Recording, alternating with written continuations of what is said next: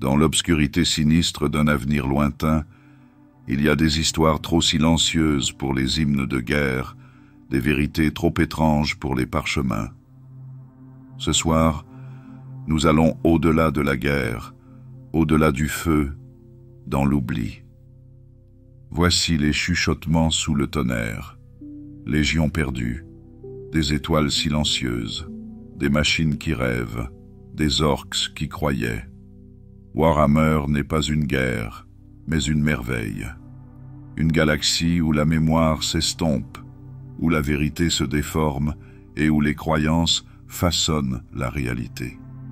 Laissez les étoiles s'éteindre, laissez la galaxie expirer. Vous n'êtes pas ici pour vous battre, seulement pour vous souvenir. Fermez les yeux, respirez lentement. Voici Warhammer comme vous ne l'avez jamais entendu. Même maintenant, l'oublié s'agite. Il y a 20 places sur le mur. Gravés dans la pierre, gravés dans l'or, les noms des fils de l'empereur et de leur légion s'étendaient autrefois dans les voûtes de la mémoire. Un tableau d'honneur, un registre d'unité. Pourtant, parmi ces inscriptions étincelantes, 2 espaces restent vierges, pas décolorés, pas abîmés, simplement absents. Le 2 et le 11. Il s'agit des légions qui n'ont jamais existé, ou peut-être qui ont existé, mais qui ne sont plus autorisées à exister. Leur nombre est préservé, reconnu même dans le silence. Mais leurs noms, leurs actes, leurs objectifs ont disparu. Non pas oubliés par le temps, mais supprimés par l'intention. Comme si le souvenir lui-même avait été déclaré hérésie. Dans les grandes salles des Astartes, leurs frères ne parlent d'eux qu'à voix basse. Un regard de travers. Une pause dans la conversation. Certains jeunes guerriers apprennent qu'ils ont toujours été 18. D'autres apprennent à ignorer les 2 manquants. Mais quelques-uns, ceux qui gardent les archives les plus anciennes, savent qu'il y avait quelque chose de plus. Les premiers jours de la Grande Croisade étaient remplis d'ambition. 20 légions, créées de la main même de l'empereur, dont les gènes provenaient de 20 fils dispersés dans les étoiles. Pourtant, lorsque les primarques furent retrouvés et réunis, seuls 18 d'entre eux apparurent au grand jour. Les 2 et 11, dont on ne parle pas, qui ne sont pas célébrés, ne sont jamais expliqués. Certains disent qu'il s'agissait d'échecs, que l'empereur, malgré toute sa maîtrise, ne pouvait pas parfaire chaque création, que ces 2 lignes portaient des défauts trop profonds pour être sauvés. Mais si c'était le cas, pourquoi ne pas l'admettre? Pourquoi préserver si délibérément leur absence? D'autres pensent qu'ils ont trop bien réussi, que leur indépendance, leur force, leur clarté d'esprit les rendait dangereux, que peut-être ils ne sont pas tombés dans l'obscurité, mais ont refusé de s'agenouiller. Et c'est pour cela qu'ils ont été défaits. Ici et là, le voile se lève. Dans de rares documents datant du début de la croisade, des mentions d'engagement impliquant 20 légions font surface avant d'être rétractées, censurées, effacées. Dans un fragment d'un enregistrement Vox retrouvé, un vieil homme parle d'une bataille menée aux côtés d'une légion sans héraldique, sans nom, seulement une armure pâle et le silence dans leurs rangs. Les custodes, ces gardiens dorés de la volonté de l'empereur, ont parfois porté des parchemins aux lignes noircies. Les vétérans de la Grande Croisade se souviennent de moments de reconnaissance, de frères dont ils n'arrivent pas à se rappeler les noms, dont les visages disparaissent de la mémoire dès qu'ils sont évoqués. Les voûtes génétiques de Terra sont vastes. Des échantillons des primarques connus y sont conservés pour de futures fondations. Mais il y a aussi des voûtes scellées, non marquées. accessible uniquement au grand seigneur ou au fabricateur général. Des voûtes qui bourdonnent d'incantations de sécurité et dont les gardiens ne parlent pas. Ce qui s'y trouve n'est pas discuté. Certains chuchotent que les 2 et 11 survivent, non pas dans leur forme, mais sous forme de semences génétiques réaffectées, cachées dans des chapitres plus récents.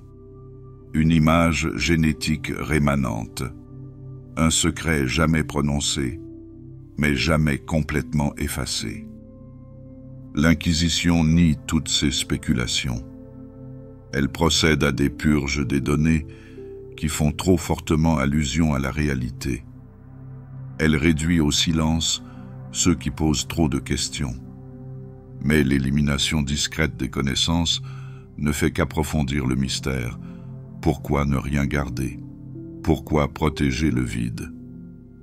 Au sein de l'Adeptus Mechanicus, certaines factions pensent que les 2 et 11 faisaient partie d'une expérience plus large, une tentative de créer non seulement des guerriers, mais aussi des idéaux. Peut-être que ces légions ont été conçues pour faire plus que se battre. Peut-être étaient-elles destinées à façonner l'impérium lui-même.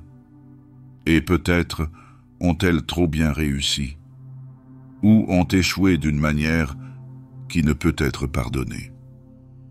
Il existe des mythes transmis dans les flottes du vide et les ponts inférieurs des grands cuirassés. Ils parlent de planètes visitées par des guerriers qui ne portent aucun insigne et ne parlent aucune langue connue de l'Impérium.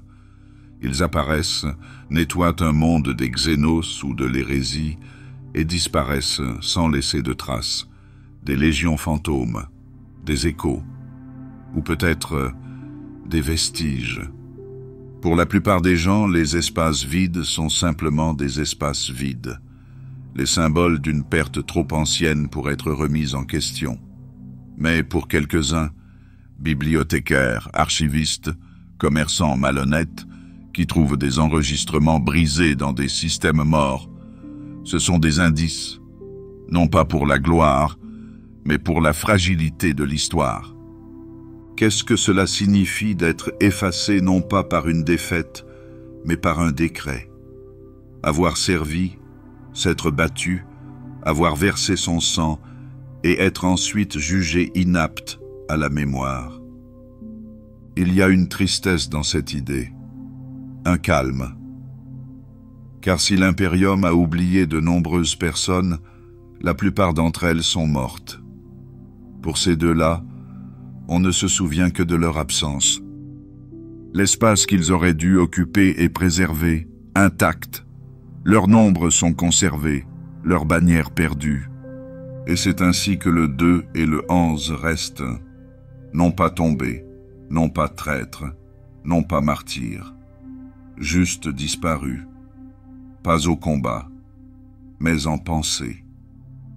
Si vous vous teniez sous les étoiles, là où la lumière d'un millier de légions a jadis brillé, vous pourriez le sentir aussi, un vide faible et froid, comme si les étoiles elles-mêmes se souvenaient de quelque chose que l'Impérium avait choisi d'oublier.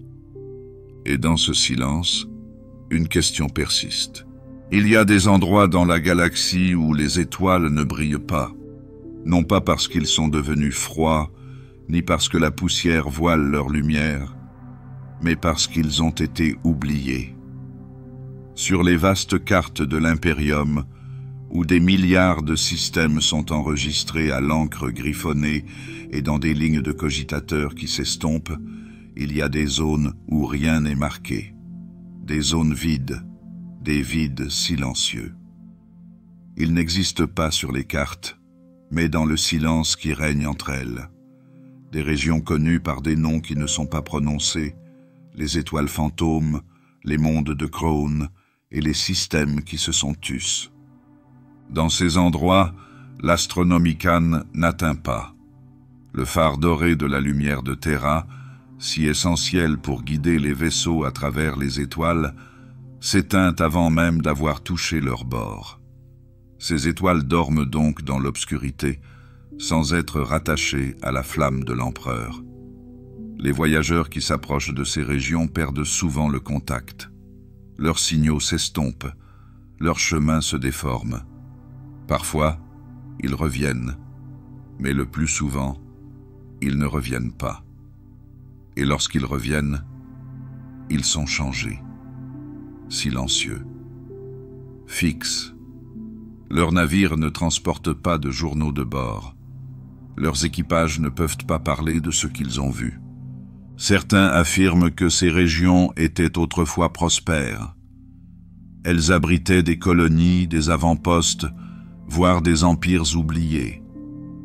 D'autres pensent qu'elles ont toujours été vides, abandonnées dans la longue dérive du temps galactique. Mais les archives de l'Administratum révèlent une autre vérité. Quelque chose les a effacées, pas détruits, effacés. Les noms ont été supprimés, des lieux modifiés, des trajectoires stellaires réalignées, comme pour éloigner l'humanité du calme qui y règne désormais. Les étoiles fantômes sont parmi les plus chuchotées de ces vides. Leurs orbites suivent des arcs impossibles. Leur gravité chante dans des tons que les esprits des machines ne peuvent interpréter. Les rares personnes qui ont essayé de les cartographier disparaissent souvent au milieu de la transmission, leurs derniers mots déformés en statique qui pulsent comme un battement de cœur. Pour l'Adeptus Mechanicus, ces anomalies sont des énigmes sacrées. Pour l'Inquisition, elles sont le signe que quelque chose d'ancien est toujours en activité. Et puis il y a les mondes de la Krone. Ils ne sont pas fantomatiques par leur absence, mais par leur délabrement. Autrefois partie intégrante de l'ancien empire Eldar, ces lieux sont aujourd'hui tordus par le warp. Le sol même semble respirer avec malveillance, et le temps ne s'y écoule pas en ligne, mais en cercle, en spirale, en rêve. La chair et le métal se confondent, les structures s'élèvent et s'effondrent sans raison.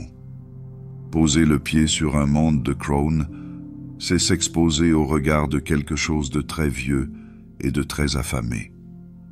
Nombreux sont ceux qui pensent que les Eldar évitent ces mondes non pas par peur, mais par culpabilité. Ce qu'ils ont créé avec fierté, ils craignent désormais de le défaire. Parmi ces lieux morts, on trouve ce qu'on appelle les systèmes silencieux. Des systèmes qui ont déjà été cartographiés, visités, mais dont on ne parle plus qu'au passé. Des systèmes qui auraient dû grouiller de vie, mais qui n'abritent plus que de la poussière. Des planètes entières, des villes et même des lunes ont disparu. Certains pensent qu'elles ont été consumées par des armes anciennes, par des éclats tyrannides ou par le réveil de tombes nécrons trop vastes pour être comprises.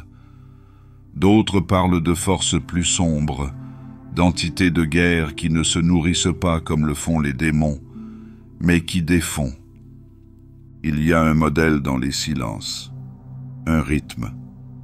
Certains érudits impériaux, aujourd'hui disparus, pensaient qu'en étudiant ces étoiles oubliées et en écoutant leur position, on pouvait entendre une histoire qui ne se raconte pas avec des mots, mais avec l'absence, dans les pauses entre les lumières, comme des espaces dans une chanson trop terrible pour être chantée. Dans ces vides, la navigation échoue non pas à cause de la distance, mais de la mémoire. Les cogitateurs tournent en boucle, les astropathes n'entendent que des échos. La lumière des systèmes voisins se détourne. Des rapports, toujours démentis, font état de vaisseaux qui se retrouvent non seulement perdus, mais ailleurs. Des vaisseaux sont entrés dans un système oublié et ont émergé dans une partie de la galaxie qu'aucune carte de distorsion ne peut expliquer. Ces récits sont considérés comme des erreurs ou des folies. Pourtant, ils se répètent, et l'espace entre ces récurrences se réduit de plus en plus. Dans ces régions, Les monuments sont toujours debout, même s'il ne reste plus de bâtisseurs. Des obélisques de pierre noire gravés de runes qu'aucun lex-mécanicien ne peut traduire. Des tours qui bourdonnent de fréquences, qui agitent les ombres de la distorsion. Des pyramides à la géométrie impossible, dont l'angle n'est pas destiné à la beauté, mais à l'enfermement. On ne sait pas qui les a construites. La raison pour laquelle elles ont été laissées est encore plus incertaine. Mais dans le silence de ces systèmes, on ne ressent pas l'abandon, mais l'enfermement, comme si quelque chose attendait. L'impérium évite ces endroits lorsqu'il le peut. Les itinéraires de patrouille sont ajustés. Les voies de distorsion sont redirigées. Même les orques pénètrent rarement dans ces zones. Et lorsqu'ils le font, on ne les revoit plus. Les Eldar, toujours aussi énigmatiques, n'offrent qu'un seul avertissement. Ne suivez pas la lumière qui ne vacille pas. Et ils n'en disent pas plus. Rêver de la galaxie, c'est l'imaginer pleine de guerres, de flammes, de mouvements incessants. Mais il existe des endroits où rien de tout cela n'existe. Des endroits si calmes, si silencieux, que l'on se demande si le silence lui-même n'est pas l'ennemi. S'il existe dans l'univers des choses qui ne se battent pas, qui ne construisent pas, mais qui attendent simplement, et qui, dans leur attente, défont ce que nous sommes. Alors que les étoiles de l'Impérium continuent de brûler, que les empires s'élèvent et s'effondrent sous les feux de l'ambition, ces étoiles fantômes restent intactes.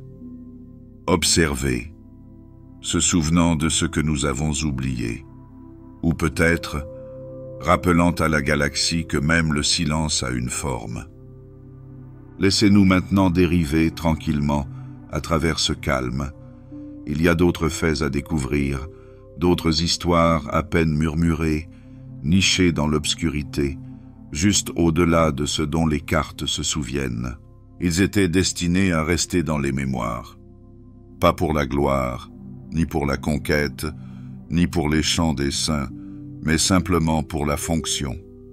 Parsemés dans les étoiles, dispersées comme des offrandes aux pieds de l'Impérium, elles étaient désignées comme des mondes de la dîme. Des planètes liées non par la foi ou le feu, mais par l'obligation. Leur rôle était tranquille, mécanique.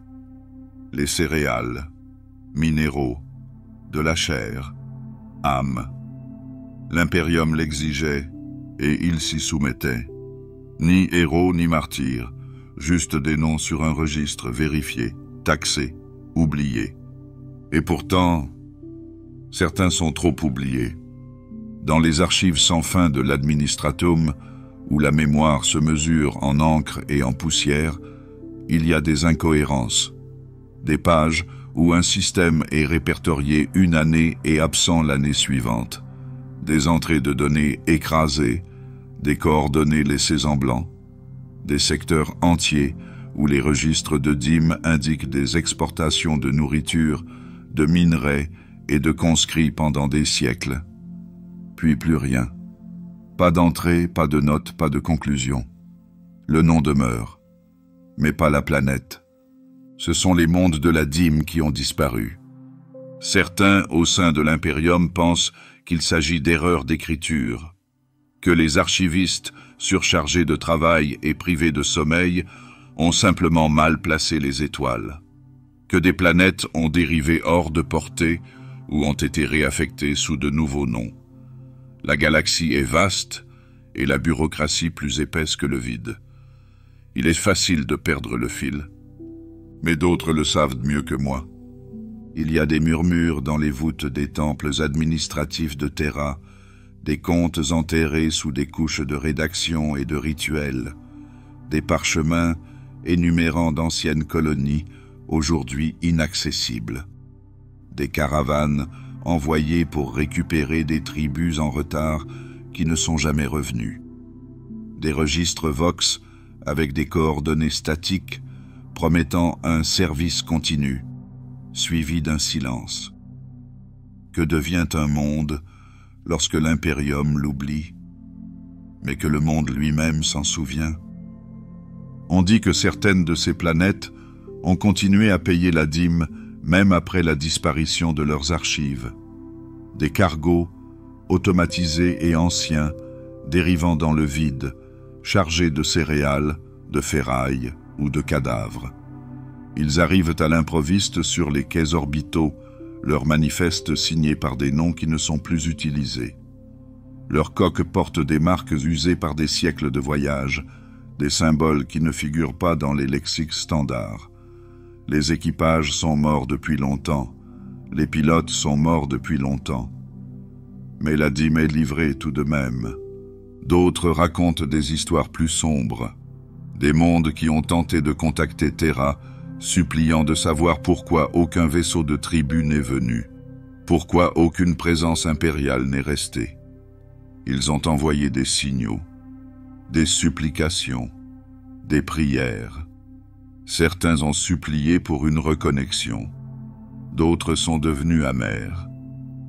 Et puis, rien. Pas de destruction, pas de rébellion, juste l'absence. Comme si la galaxie était simplement passée à autre chose et les avait laissés derrière elle. Il existe des planètes encore visibles dans les télescopes lointains, habitables, structurées, vivantes. Mais l'Impérium ne les répertorie plus. Aucun astropathe n'ose prendre contact. Aucun navigateur n'est prêt à tracer une route, non pas parce qu'ils ne peuvent pas, mais parce que quelque chose d'autre est intervenu. Certains évoquent des anomalies de distorsion, des tempêtes soudaines, des interférences subspatiales. Mais même au sein de l'Adeptus Astra Telepathica, on rapporte des échos psychiques, de faibles murmures désespérés, provenant de mondes que l'Impérium ne revendique plus. Les astropathes pleurent en les entendant. Certains dorment pendant des jours, d'autres disparaissent complètement de leur cloître, leur esprit dérivant vers la lumière oubliée. Quelques documents anciens, scellés et presque mythiques, suggèrent une omission délibérée. De hauts fonctionnaires ont ordonné que des planètes soient rayées de la mémoire impériale. Des populations entières purgées non par les armes, mais par la bureaucratie. On raconte qu'un seigneur du secteur a déclaré une série de systèmes non fiables et a fait supprimer leur désignation des archives.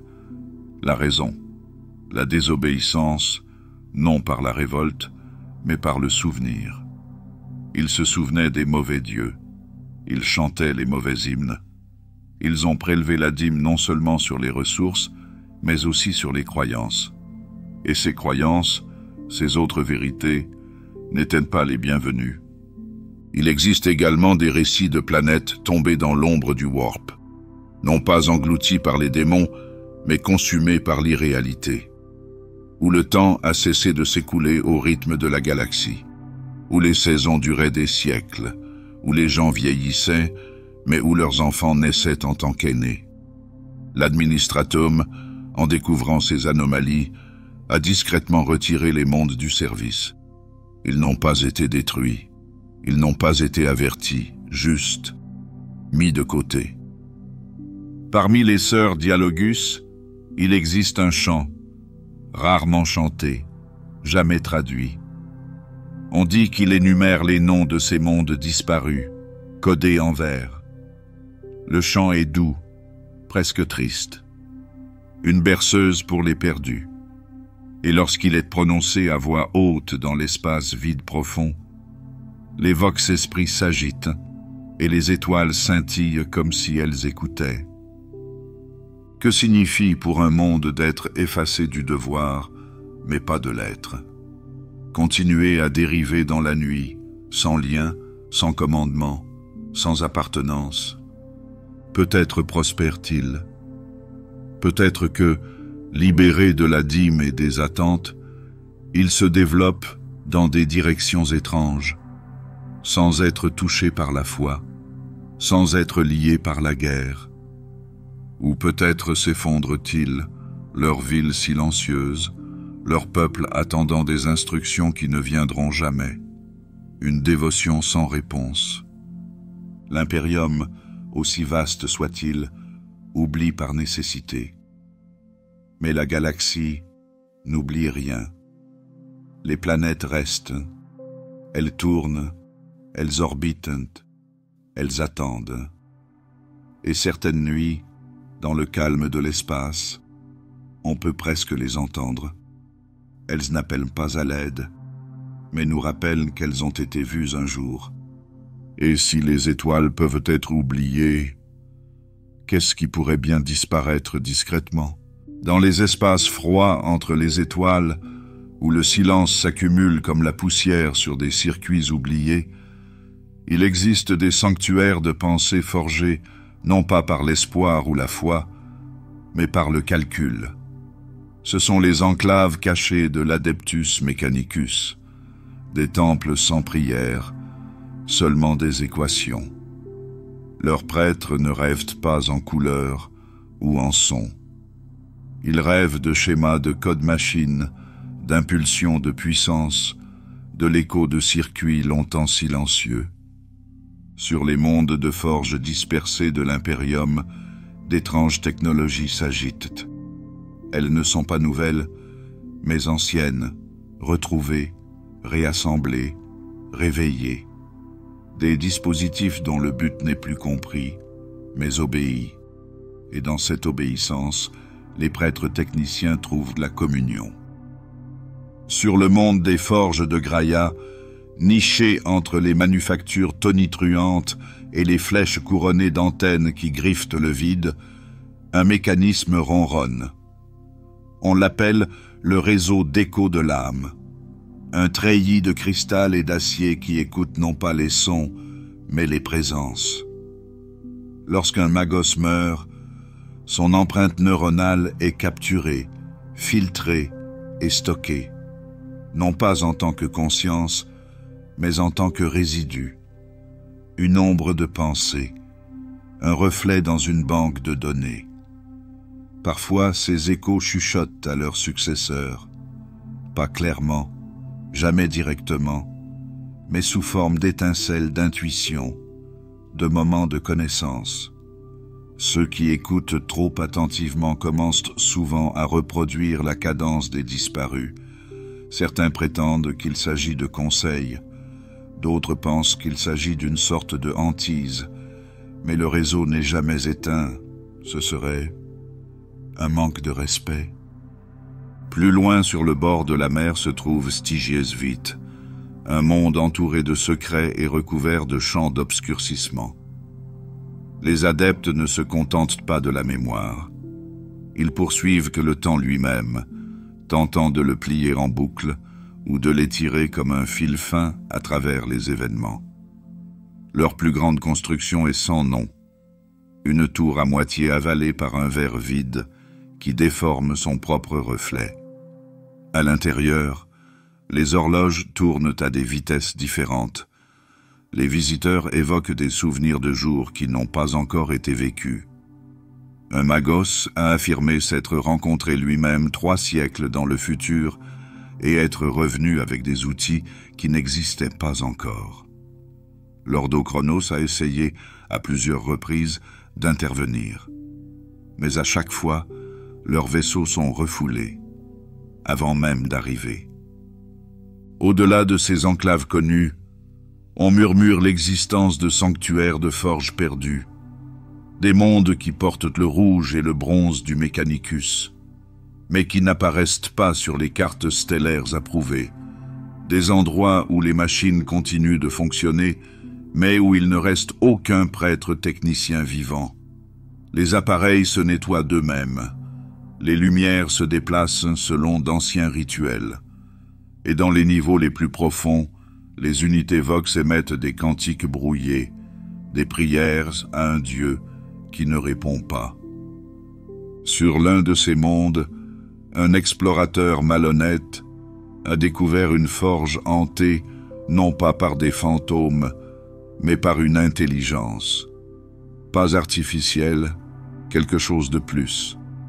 Quelque chose qui prétend être une machine, mais qui n'est pas lié à des fils ou à des codes. Elle se nomme The Pattern, et sa présence se fait sentir non pas par la voix, mais par l'alignement. Les machines s'arrangent d'elles-mêmes lorsqu'ils les observent. Les outils retournent dans des tiroirs jamais ouverts, et parfois, ils rêvent. Lorsqu'il le fait, le monde de la forge bourdonne d'unité. Ce ne sont pas des histoires que le Mechanicus partage librement. Le culte Mechanicum vénère le mystère, mais il craint l'inconnaissable.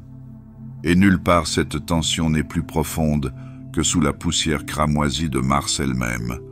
Sous la surface, au-delà des cathédrales de cogitation et des voûtes d'acier sacramentées, se trouvent des chambres scellées depuis avant l'avènement de l'impérium, scellées non pas par une serrure ou un décret, mais par le silence. L'entrée est interdite, pas par la loi, mais par l'instinct. Ceux qui s'en approchent ressentent une pression dans leurs pensées, un ralentissement de la cognition. Certains prêtres techniciens décrivent cela comme de la révérence, d'autres de l'effroi. Il existe des documents, archivés au plus profond des fils de la mémoire noosphérique, qui font état d'une présence endormie sous Mars. Pas morte, mais en attente. Pas un dieu, mais une sorte de dieu. Le dragon de la légende, lié par des chaînes de codes quantiques et de volonté. L'Omnicia, dit-on, ne nie pas son existence, mais ne la confirme pas non plus. En parler ouvertement, c'est attirer l'attention. Et l'attention dans le domaine des machines n'est pas toujours bienveillante. Pourtant, les rêves persistent. Certains mondes de la forge signalent des schémas identiques dans leur sillage de données, des glitches identiques, des chansons identiques, malgré les siècles-lumière qui les séparent. Les mêmes images apparaissent dans de multiples noosphères. Un hexagone de circuits en feu, un œil sans pupille, un symbole qui n'existe dans aucune langue connue de l'homme. Ces images sont considérées comme des coïncidences, mais les prêtres techniciens ne croient pas au hasard. Ils ne croient qu'au modèle, et dans le silence infini de leur rituel d'éveil, ils se demandent quels rêves peuvent venir du cœur de la machine. Quels calculs se répètent, non pas pour la fonction, mais pour le confort. Quels algorithmes oubliés se chantent dans l'obscurité. Pour l'impérium dans son ensemble, l'Adeptus Mechanicus est un outil vital, mais étrange. Ils sont tolérés parce qu'ils servent. Mais en vérité, ils ne servent pas l'impérium.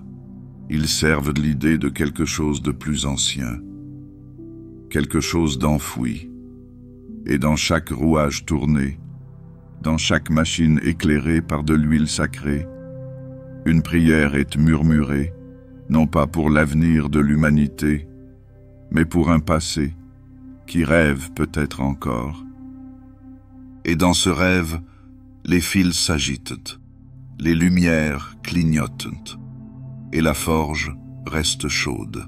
Sous la surface de Holy Terra, là où la croûte gémit sous le poids des palais, des tombes et des cathédrales, il y a des profondeurs dont peu se souviennent et que peu osent atteindre.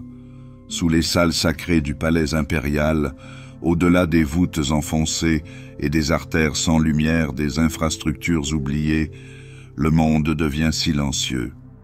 Pas vide, jamais vide, mais tout de même.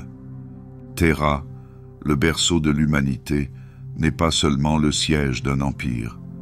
Elle est ancienne, d'une manière que les étoiles ne peuvent pas enregistrer. Avant d'être une capitale, avant l'avènement de l'empereur, avant l'ère de la technologie, elle était sauvage. Et quelque part, dans ces étendues invisibles, cette sauvagerie n'est jamais vraiment morte. Des rapports, discrets, enfouis dans des notes de bas de page, font état de créatures aperçues dans les profondeurs. Des ouvrières disparaissent sous les fondations des ruches. Des perturbations sismiques sans source tectonique. Des distorsions dans les signatures thermiques.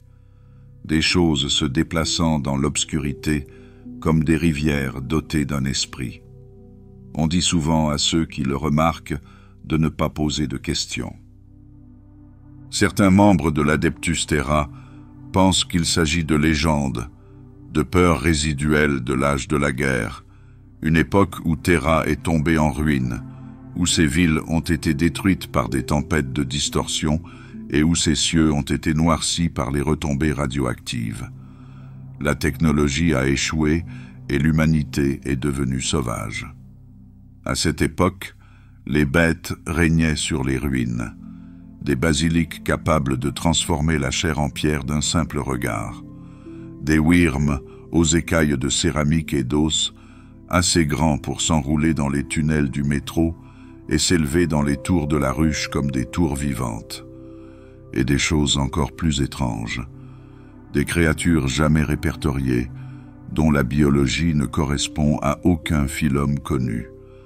Elles apparaissaient dans l'ombre, se nourrissaient du silence et disparaissaient avant que la lumière ne puisse les trouver. Nombre de ces récits ont été considérés comme des métaphores, des expressions du traumatisme d'une époque brisée. Mais tous n'ont pas été oubliés. Certains sont conservés dans les caches de données du Mechanicus sous forme d'entrées restreintes, caviardées, cryptées, mais jamais supprimées. L'un d'entre eux parle d'une chambre mise au jour lors d'une opération de maintenance dans les profondeurs du quartier martien de Terra. À l'intérieur, des restes de squelettes ne ressemblant à aucune espèce indigène ont été découverts, multilimbés, blindés, avec une crête crânienne qui n'est pas sans rappeler celle de certains bioformes tyrannides. La structure s'est effondrée peu après, enterrant la découverte. Les ouvriers ont été remplacés. Le rapport a été scellé. Mais l'implication persistait. Terra, avant même d'entrer en contact avec les flottes ruches, avait-elle déjà été témoin de quelque chose de similaire? Certains des plus anciens érudits des divisions du Librarius pensent que ces proto-tyrannides ne sont peut-être pas venus d'au-delà de la galaxie, mais de l'intérieur. De l'intérieur. D'une biosphère oubliée, déplacée par l'industrie humaine et enterrée par le temps. Pas des xénos au sens traditionnel du terme, mais quelque chose de plus ancien. Parallèle. D'autres suggèrent que ces créatures étaient des armes biologiques, vestiges de l'âge sombre de la technologie, libérées lorsque le confinement a échoué, abandonnées et laissées à elles-mêmes pour se terrer, dormir et survivre.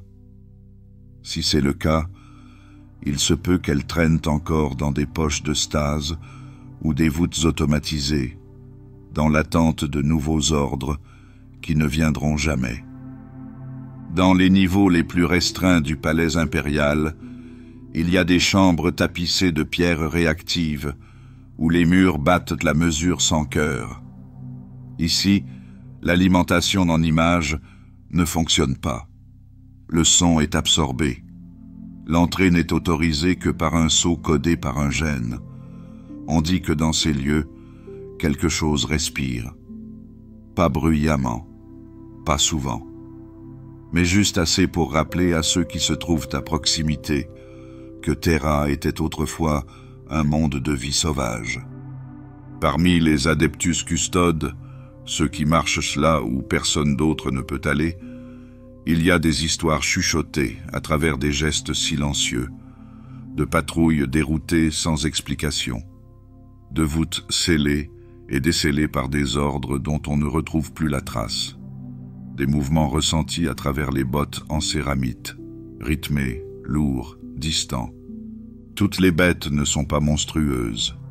Certaines sont petites, étranges et timides. Il existe des espèces d'insectes que l'on ne trouve nulle part ailleurs dans la galaxie, dont la chitine réfracte l'énergie psionique. Des oiseaux qui chantent des motifs correspondant à d'anciens codes binaires. Une flore scellée dans d'anciens jardins qui ne fleurit que dans l'obscurité. Ils ne sont pas étudiés. Ils sont simplement tolérés. Pas par compassion, mais par prudence. L'administratum ne documente pas ces choses. L'ecclésiologie les qualifie de distraction. L'Inquisition, lorsqu'elle est pressée, nie tout. Et pourtant, les rumeurs reviennent. Pas avec urgence, mais comme de doux échos, comme des rêves à demi remémorés. Car Terra, malgré sa majesté, n'est pas un monument. C'est une planète, un monde. Et tous les mondes renferment des secrets dans leurs racines. Ce que nous construisons en haut, nous le rappelons rarement en bas. Dans les profondeurs, là où la lumière n'était pas censée briller, quelque chose de plus vieux que les villes attend. Peut-être n'a-t-il pas faim. Peut-être ne pense-t-elle pas. Peut-être est-il seulement. Mais marcher à la surface de Terra, c'est marcher sur d'innombrables couches de mémoire, certaines façonnées par des mains, d'autres par des griffes. Et lorsque le vent s'engouffre dans les bouches d'aération des niveaux oubliés, il ne transporte pas toujours de l'air. Parfois, il transporte le souffle, souple, mesuré, regardé. Toutes les étoiles ne brûlent pas en silence. Parmi les milliards d'étoiles qui parsèment le vide, qui tournent, qui pulsent, qui meurent, il y en a quelques-unes qui font plus que briller. Elles bourdonnent, non pas par le son, mais par la pensée. Une résonance sous la perception, une accalmie de la pression derrière les yeux. Ce sont les soleils chantants, les étoiles dont la lumière transporte plus que de la chaleur, des impressions, des sentiments et parfois des chansons. Ils ne sont pas courants. Elles sont éparpillées sur les bords des cartes, souvent mal étiquetées ou sans nom. Certaines sont des géantes rouges, d'autres des naines blanches, quelques-unes sont inclassables. Mais elles ont une caractéristique commune. Les Psykers en rêvent. Pas métaphoriquement, pas romantiquement. Les Psykers sanctionnés, affectés au service à bord des vaisseaux noirs ou stationnés dans des avant-postes isolés, se réveillent souvent dans le calme de la nuit, avec la lumière des étoiles dans leurs pensées. Pas des visions, pas de voix, juste des mélodies qui ne s'estompent pas, des sons doux, en boucle, sans source ni fin. L'Adeptus Astra Telepathica conserve ses rapports dans des bibliothèques à accès restreint. Ceux qui rêvent des mêmes étoiles sont discrètement enregistrés, leurs notes recoupées et les systèmes notés. Lorsque des schémas émergent, lorsque des psychers de différents secteurs commencent à fredonner la même mélodie, les enquêtes commencent, lentement, tranquillement. L'étoile d'Illidox, par exemple, n'apparaît sur aucune route de distorsion active. Elle est entourée d'un léger halo de distorsion. Les instruments tombent en panne à proximité de l'étoile. Les serviteurs perdent la notion du temps. Et pourtant, à des centaines d'années-lumière de là, les Psykers rapportent des sensations de chaleur, d'appartenance et de chagrin. L'un d'eux l'a même décrite comme la voix d'une mère qui dit au revoir pour toujours. L'étoile n'a pas de planète, aucune station. Rien n'est en orbite autour d'elle. Mais elle chante. Les espèces xéno, elles aussi, réagissent étrangement à ces étoiles. Les Eldar, en particulier, les évitent. Quand on leur demande, ils parlent de blessures dans la trame. Ce ne sont pas des menaces, juste des rappels. Lors de leurs explorations, les Toho ont un jour tenté d'établir une station de recherche près d'un de ces soleils. La mission a été interrompue au bout de 3 semaines standards. Tout le personnel a rapporté des rêves identiques, malgré la barrière de la langue. L'installation a été abandonnée. Aucune autre explication n'a été donnée. Les orques ne sont pas affectés. Ils n'entendent pas les chants. Mais leurs vaisseaux, lorsqu'ils s'approchent des zones de résonance, dérivent. Ils ralentissent. L'énergie s'amenuise. C'est comme si l'écho psychique supprimait leur élan commun. Ils partent rapidement et ne reviennent pas. Quelles sont ces étoiles? Personne n'est d'accord. Certains membres du Mechanicus pensent qu'il s'agit simplement de phénomènes naturels, des étoiles prises dans de subtils tourbillons de distorsion, dont les émissions sont façonnées par des échos gravitationnels. Ils élaborent des théories, des équations, des modèles. Aucun n'est concluant. Les plus mystiques des Telepathica suggèrent que les étoiles elles-mêmes possèdent une sorte de conscience. Pas une conscience peut-être, mais une intention. Ils ne croient pas que ces soleils pensent. Ils croient que ces soleils se souviennent.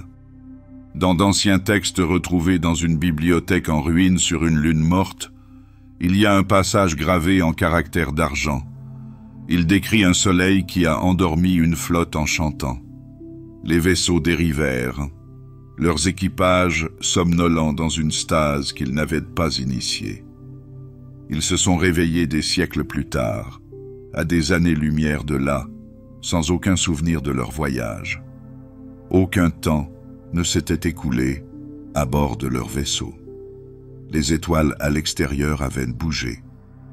Les Chwar Stars, comme on les appelle parfois, ne sont pas dangereuses en soi, mais leur influence est persistante. Les navigateurs parlent d'une légère pression, comme une pensée qui tente de remonter à la surface. Les astropathes décrivent des moments de calme profond, suivis d'explosions de chagrin ou de joie. Les échos ne se répètent jamais, ne forment jamais de messages, seulement des humeurs, des fragments, des sentiments sans contexte. Une psyker, âgée et proche de la fin de son service autorisé, a écrit dans son dernier journal « Il y a une chanson derrière les étoiles.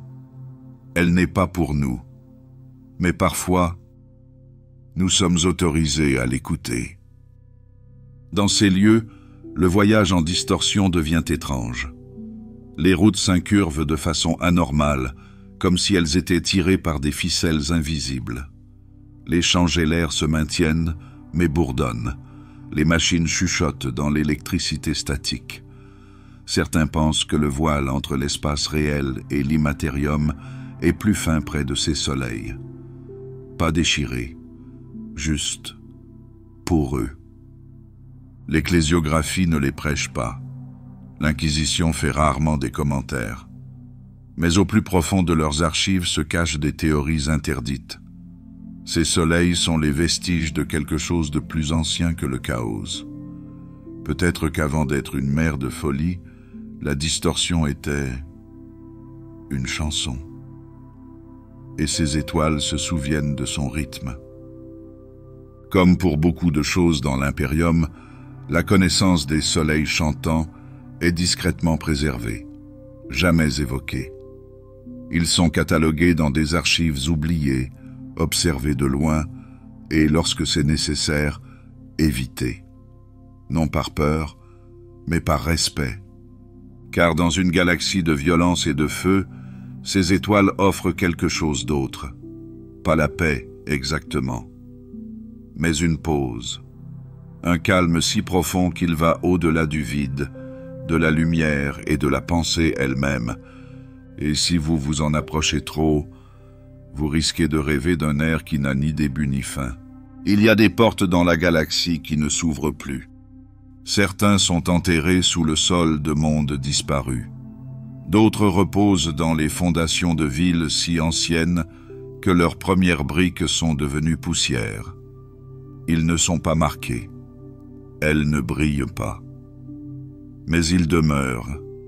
Des passages silencieux jadis empruntés par une race ancienne dont la maîtrise de l'espace était si complète qu'elle n'avait plus besoin d'étoiles pour voyager.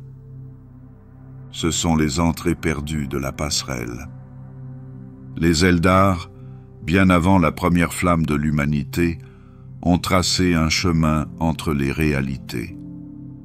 Un couloir labyrinthique, à l'abri de la folie du warp. Il leur permettait de se déplacer sans être vus, sans être touchés, d'un coin à l'autre de la galaxie. Ils construisirent des portes, dont beaucoup sont encore utilisées par les restes de leur espèce, mais beaucoup d'autres sont cachées, oubliées ou délibérément scellées. On ne sait pas combien de ces portails ont été construits. Les archives de la Bibliothèque Noire parlent de milliers. Certains ont été construits sur des mondes vierges, d'autres ont été enterrés sous des lunes creusées. Mais un nombre curieux, plus qu'une coïncidence, a été laissé sur des planètes aujourd'hui sous contrôle impérial.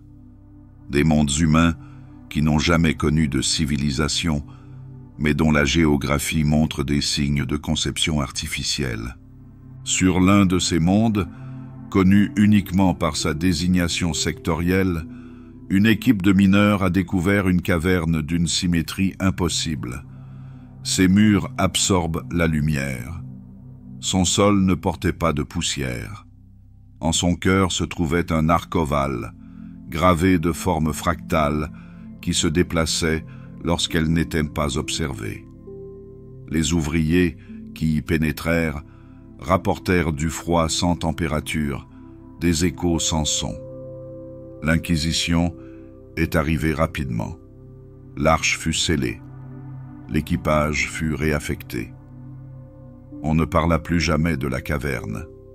Mais ce n'était pas unique. Au sein de l'Ordo Xénos, on raconte que des voûtes ont été trouvées sous des cathédrales, des passages sous des usines de prométhium. Il existe même une porte cachée dans un désert, dont le cadre a été érodé par le vent, mais qui ronronne encore doucement sous les sables. Les Eldar reconnaissent rarement ces découvertes. Lorsqu'ils le font, c'est pour conseiller le départ. Pas d'avertissement, juste une suggestion. Doucement. Final. Certaines entrées sont encore animées d'un pouvoir dormant. D'autres se sont effondrées vers l'intérieur, les murs se fondant dans une pierre miroir. Mais toutes ont un point commun. Elles ne sont pas à leur place. Leurs angles sont trop parfaits. Leur présence est trop calme. Le temps se déplace étrangement près d'eux. Les prêtres techniciens trouvent leurs instruments lents. Les signaux vocaux bégayent. L'air semble raréfié. Dans un monde féodal, un ancien temple a été découvert, taillé dans les racines d'une montagne. À l'intérieur, dans sa chambre la plus profonde, se trouvait un portail de cristal translucide. Les habitants croyaient qu'il s'agissait du lieu de repos d'un dieu. Lorsque les forces impériales ont enquêté, elles ont découvert des fresques représentant des étoiles dans des motifs que l'on ne voit plus dans le ciel. Alors qu'ils cartographiaient la chambre, un éclaireur signala qu'il était entré dans la lumière et en était ressorti dans une autre vallée, à 20 lieues de là. Aucun portail n'a été observé. Aucun chemin n'existait. Depuis, le temple a été muré et des sceaux de pureté ont été placés à chaque entrée. Mais aujourd'hui encore, la montagne chante parfois. Le Mechanicus a longtemps cherché à débloquer la fonction de ces portes. Ils scannent, démontent, reconstruisent, mais rien ne répond.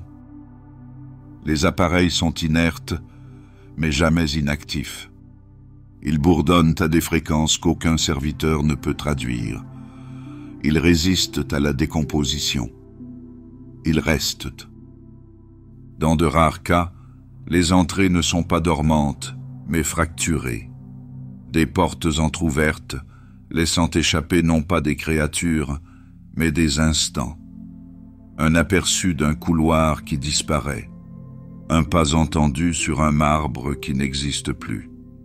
Certains voient des villes au-delà du seuil, des clochers flamboyants et des arbres argentés. D'autres ne voient que le vide. Un inquisiteur, après avoir regardé trop longtemps, s'est mis à parler en syllabes intraduisibles. Il parla jusqu'à ce que sa voix craque. Puis ce fut le silence. Les Eldar ne disent pas grand-chose. Lorsqu'on les presse, ils affirment que la voie du web est malade, que certaines de ses branches ont été corrompues, d'autres ont été scellées pour être protégées, quelques-unes, simplement perdues.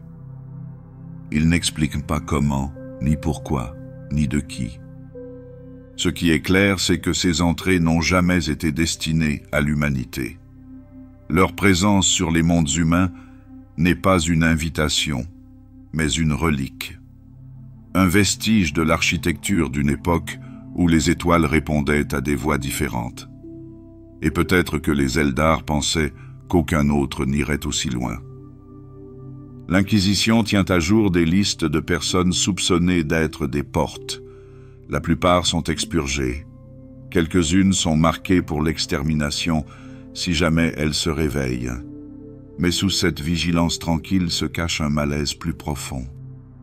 L'Imperium ne peut pas contrôler ce qu'il ne comprend pas, et il ne comprend pas la voie du web. C'est une carte de fils oubliés, cousus par des mains qui ne vivent plus, menant à des destinations qui ne sont plus sûres. Pourtant, les portes demeurent, silencieuses, toujours, en attente. Quelque part dans l'obscurité, le chemin continue, à travers les murs, sous les océans, au-delà du temps. Pas pour nous, mais près de nous. Et peut-être, tard dans la nuit, lorsque les vents s'engouffrent dans un canyon étroit, ou que les murs d'une vieille ruine se déplacent sans qu'on les touche. Une porte respire. Il y a des planètes qui s'éteignent, pas par le feu, pas par des sirènes ou des cris, mais par l'absence. Un instant, leurs signaux brillent dans le vide. L'instant d'après, c'est le silence. Pas de tempête de distorsion, pas de flotte ennemie, juste l'immobilité qui se répand comme de l'encre dans l'eau. L'Imperium, aussi vaste soit-il, s'en aperçoit tardivement. À ce moment-là, ce qui était autrefois cartographié est devenu silencieux. Un système dont on se souvient, mais qui n'est plus accessible. Sous la surface de ces mondes, avant le silence, se trouvent des structures que personne n'a construites. Des salles inclinées qui absorbent la lumière, des monolithes épargnés par l'érosion, des symboles gravés profondément dans la pierre, sans aucune trace d'outils. Ce ne sont pas des ruines, ce sont des lieux d'attente, ce sont des tombes. Les nécrons dont l'ancienneté dépasse la mémoire régnaient jadis sur la galaxie dans le métal vivant et la haine des étoiles elles-mêmes. Lorsque leur temps fut écoulé, ils ne moururent pas. Ils ont simplement dormi. Leurs cryptes sont profondément enfouies, parsemées de pièges et d'illusions, tissées dans le socle de planètes sans prétention. Beaucoup d'entre elles n'ont pas encore été remuées. Certains ne le feront jamais. Mais certains sont trouvés. Il existe une planète connue de la Cartographica Obscura sous le nom de Vexis V. Elle a été désignée pour l'agricolonisation. Les scanners ont montré un sol viable, une rotation stable, mais aucun signe de vie. Une équipe de récupération standard a été envoyée. Ils ont atterri. Ils ont diffusé des rapports de situation. Puis plus rien. Les navires de sauvetage sont arrivés des semaines plus tard pour trouver des équipements transformés en scories, la terre végétale vitrifiée et les navires eux-mêmes fondus dans le sol, fusionnés comme de la cire. Pas de corps, pas de bataille. Une seule gravure, à moitié enfouie dans la terre.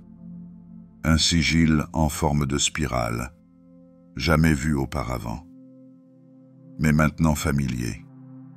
D'autres tombes sont prises pour des montagnes. Leurs formes sont trop régulières, leurs sommets trop lisses. Les tentatives d'exploitation de ces formations se terminent souvent sans résultat. Les équipes disparaissent. Leurs machines restent intactes, comme si elles avaient été mises de côté. Pas d'alarme, pas d'épave. Le Mechanicus appelle cela des retours nuls. Pas de données, pas d'erreur. Il est rare qu'un tombeau soit ouvert délibérément.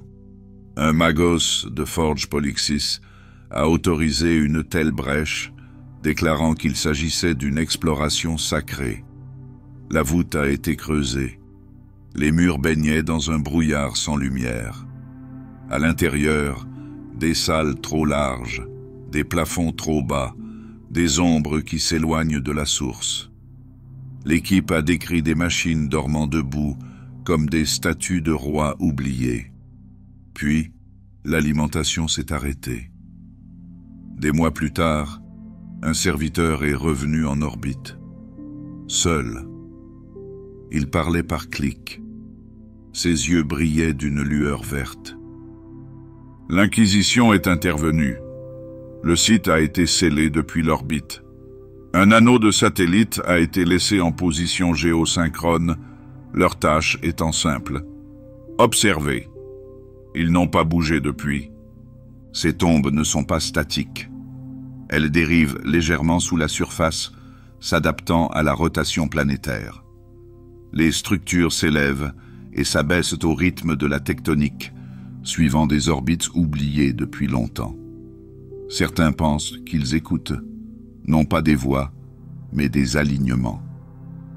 Ils attendent qu'une horloge silencieuse se mette en marche.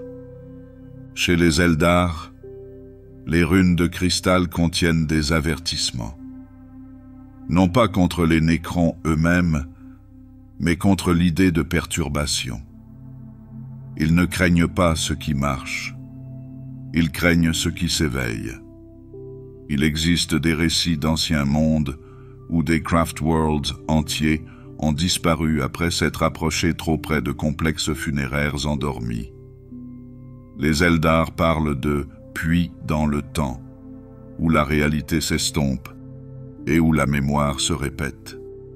L'Imperium n'enregistre pas la plupart de ces faits. Il ne le peut pas. Ce qui ne peut être expliqué est enfoui plus profondément que les tombes elles-mêmes. Les journaux des explorateurs sont effacés. Les désignations des planètes sont réattribuées. Un monde autrefois connu pour son industrie peut aujourd'hui être déclaré inhabitable sans raison. Des archives entières se terminent par la même phrase. Plus aucun contact. Certains pensent que les tombes ne sont pas simplement des lieux de repos, mais des reflets, des rêves architecturaux d'êtres qui ne dorment pas comme les mortels, mais qui font une pause. Les Nécrons ne sont pas morts. Ils ne rêvent pas.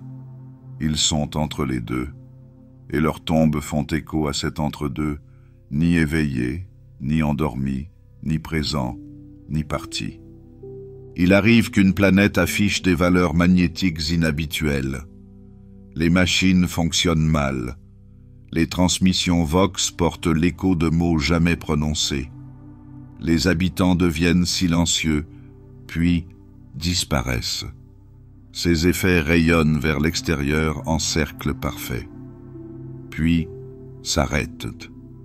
Lorsque les observateurs tentent de trianguler l'origine, ils ne trouvent rien. Juste de la roche, de la poussière, jusqu'à ce que quelqu'un touche la mauvaise pierre, prononce le mauvais nom à voix haute ou s'avance trop loin dans le canyon au crépuscule. Les étoiles au-dessus de ces mondes apparaissent souvent plus faibles, pas éclipsées, juste plus silencieuses, comme si la lumière elle-même hésitait. Dans le calme de ces lieux, il n'y a pas d'avertissement, pas de grande révélation, seulement la sensation d'être remarqué, comme si quelque chose de longtemps invisible avait tourné son regard, lentement, patiemment, inévitablement. Et lorsqu'il détourne le regard, le silence s'épaissit. Il y a des tombes que personne n'a ouvertes, non pas parce qu'ils ne peuvent pas, mais parce qu'ils ne devraient pas. Car parfois, les morts ne sont pas enterrés. Parfois, ils attendent simplement que les étoiles s'alignent à nouveau. Certains silences ne viennent pas de l'immobilité. Ils résonnent. Dans l'immensité froide de l'espace, là où les étoiles dérivent et les empires s'éteignent, il y a des répliques psychiques, des ondes persistantes laissées par des civilisations qui ne s'expriment plus. Tous les échos ne sont pas sonores. Certains parviennent par la pensée, par les rêves, à travers cet étrange et mince voile qui sépare le matériel de l'immatériel.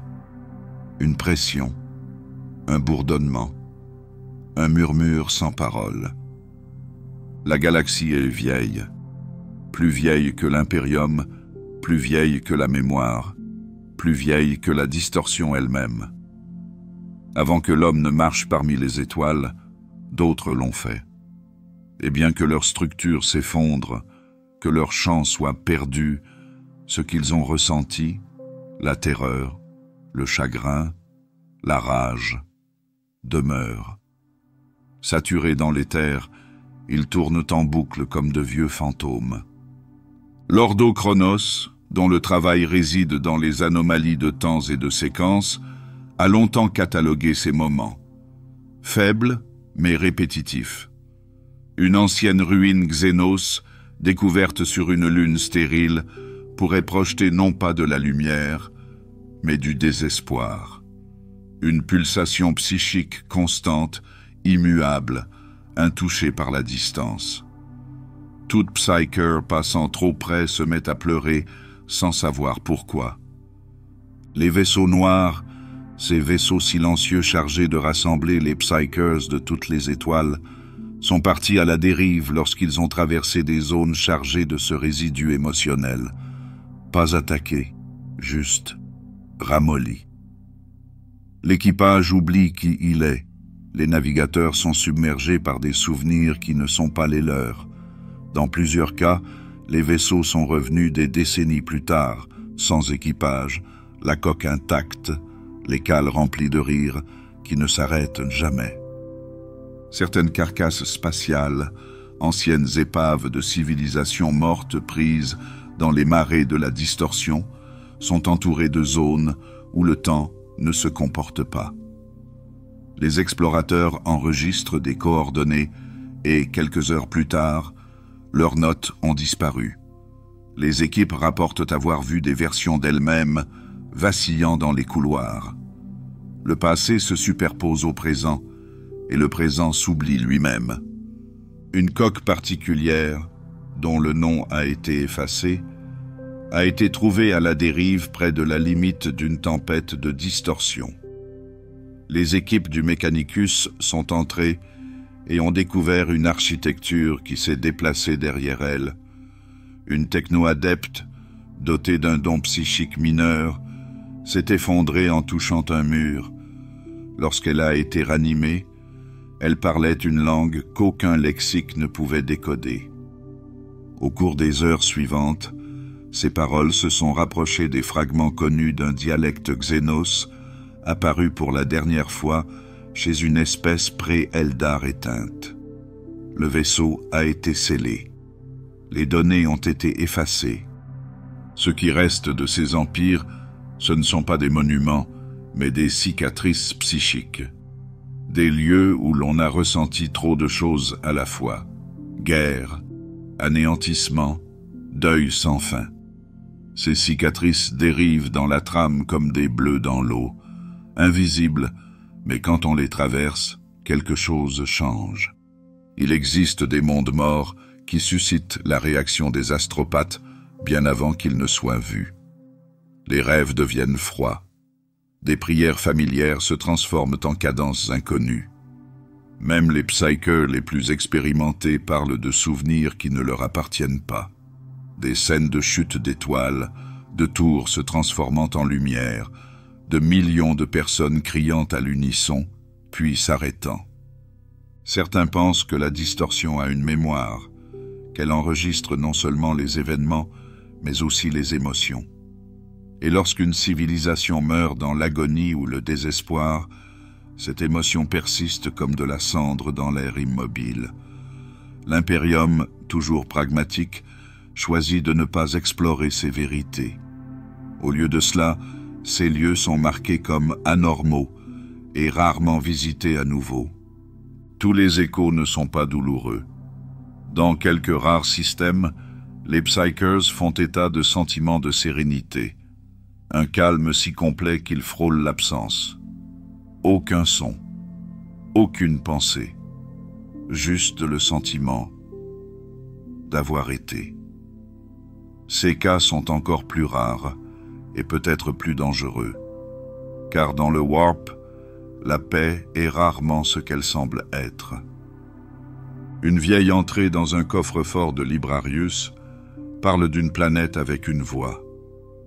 Pas littéralement, pas vocalement, mais des pulsations rythmiques de chagrin qui pouvaient être ressenties depuis l'orbite. La planète elle-même, morte, fissurée, sans aucune structure restante, émettait des vagues de deuil. Pas pour elle-même, mais pour quelque chose d'autre. Comme si son peuple avait su ce qui allait arriver et avait choisi de se souvenir de l'univers à la place. L'Adeptus Astra Telepathica connaît ces lieux, mais ne les répertorie pas ouvertement. Certains échos attirent les démons, d'autres les repoussent. Certains interfèrent avec la navigation, faisant des nœuds avec les champs de géleurs. Certains sont même vénérés, discrètement, par des cultes oubliés qui croient que ces sensations sont divines. Pas des dieux, mais les images rémanentes des dieux.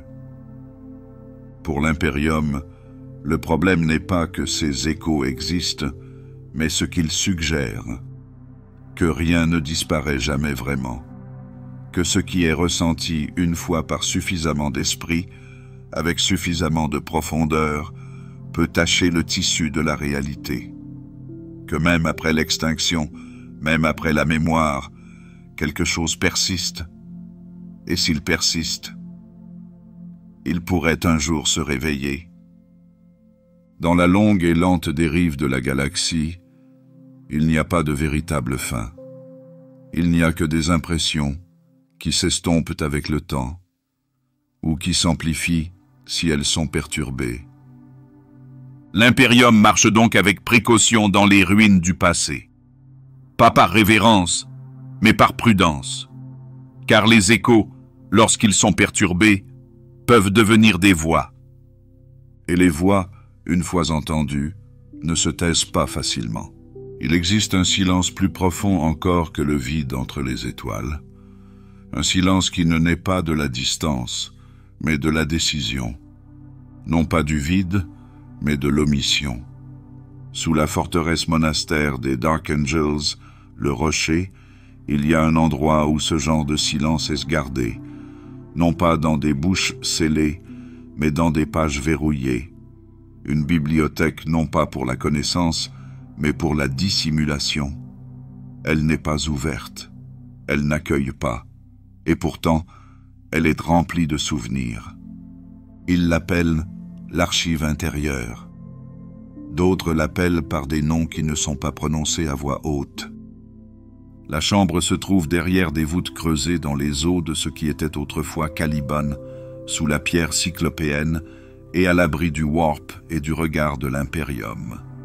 Rares sont ceux qui descendent dans ces profondeurs, Même parmi les Dark Angels, l'accès est rare.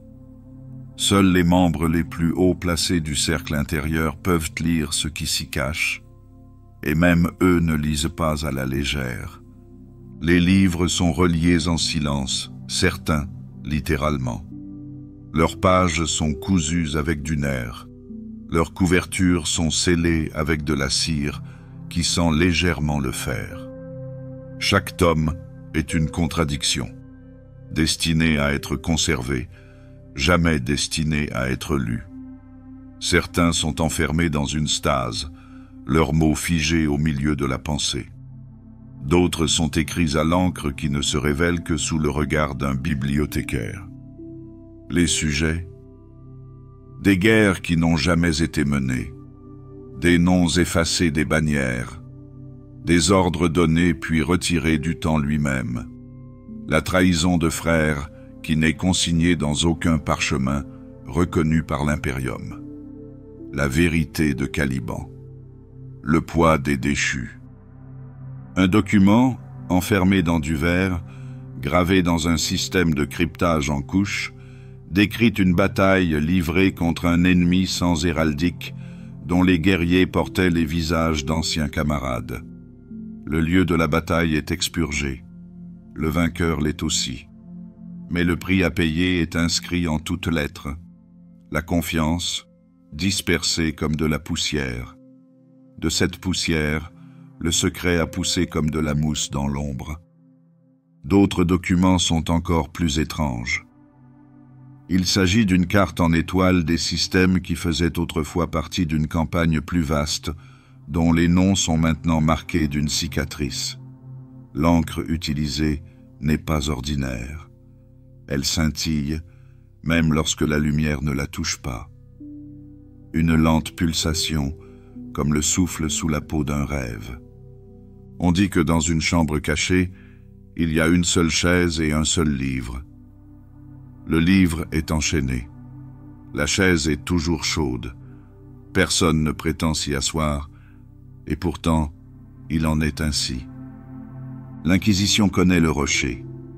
Ils ne sont pas au courant de ceci. Ou s'ils le savent, ils font semblant de ne pas le savoir. Certaines choses ne sont pas dites par pitié, mais à dessein. Car dans cette voûte souterraine, ce que l'Imperium a choisi d'oublier est gardé en sécurité, non pas pour être révélé un jour, mais pour être contenu. Ici, la connaissance n'est pas une libération. C'est un poids. C'est le silence préservé sous forme de pages. Et pourtant, les records s'accumulent. De nouvelles entrées sont ajoutées, certaines gravées dans la pierre, d'autres chuchotées dans des cylindres vocaux conservés dans des alcôves scellées.